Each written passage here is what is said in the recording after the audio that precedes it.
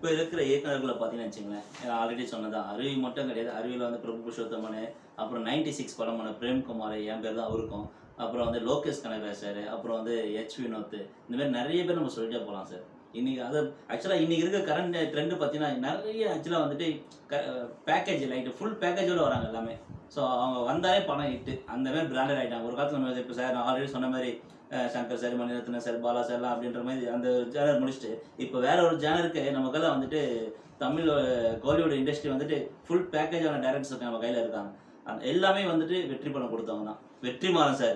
வெற்றிமாறன் சாரோட ஜேர்னர்லாம் பார்த்தா அப்பா அப்படியே வந்துட்டு உக்காஞ்சிடலாம். ஸோ அந்த மாதிரி நிறைய பேர் இருக்காங்க.